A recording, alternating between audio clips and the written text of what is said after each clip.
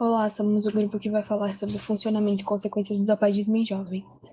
Você sabe o que é tabagismo? O tabagismo é uma doença crônica causada pela dependência à nicotina presente nos produtos à base de tabaco. De acordo com o CID-11, ele é uma classificação de transtornos mentais, comportamentais ou do neurodesenvolvimento, em razão do uso da substância psicoativa. O fumante, a cada tragada, absorve mais de 4.700 substâncias tóxicas, entre elas a nicotina, o tabaco, o alcatrão, o monóxido de carbono, metais pesados e até solventes como o benzeno, por exemplo.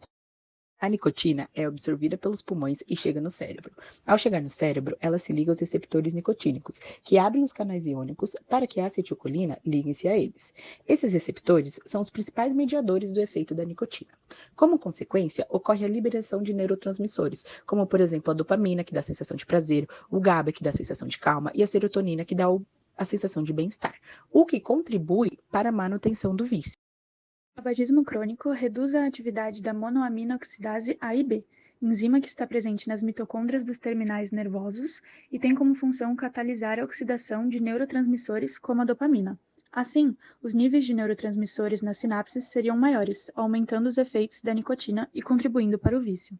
Outro grande problema do tabagismo é a questão dos fumantes passivos.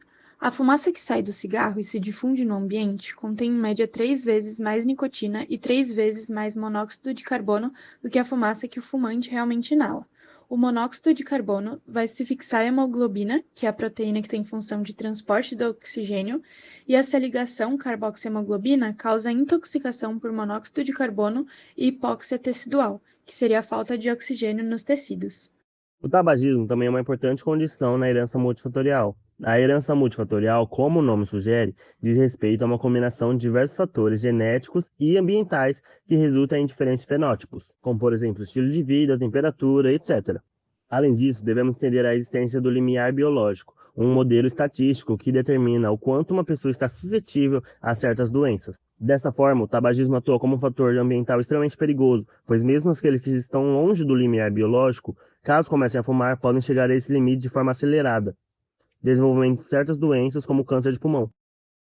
O DNA, ácido desoxirribonucleico, é a molécula responsável por carregar toda a informação genética de um organismo. Sua estrutura é composta por nucleotídeos, que por sua vez são formados por um açúcar, desoxirribose, um fosfato e uma base nitrogenada.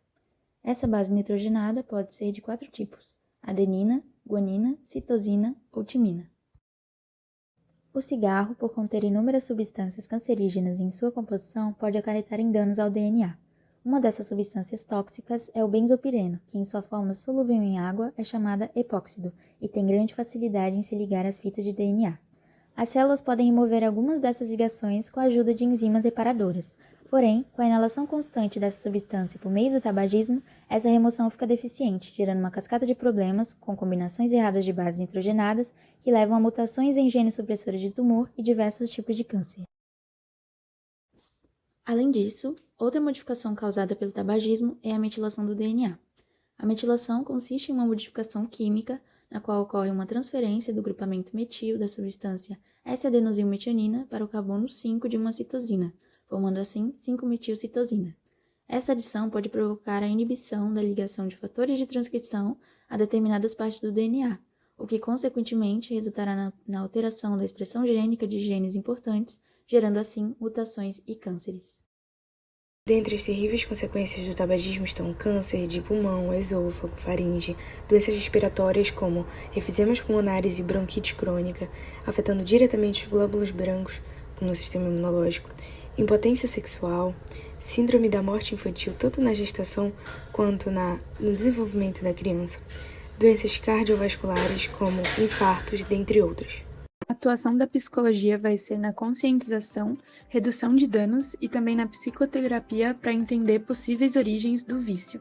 O fisioterapeuta trabalha na reabilitação respiratória do fumante, com exercícios que promovem a reeducação respiratória e que realizam a reexpansão pulmonar.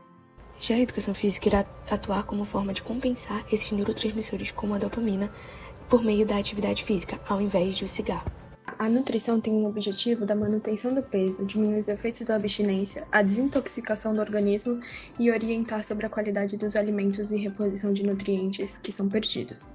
tabagismo tem uma relação muito próxima com a rotina das pessoas, e quando há uma ruptura nesse hábito, ou seja, uma cessação do uso do cigarro, é importante que haja um terapeuta ocupacional para que proponha uma nova reestruturação da rotina. E para finalizar, essas foram as bibliografias utilizadas caso vocês queiram pesquisar um pouco mais. Muito obrigada pela atenção.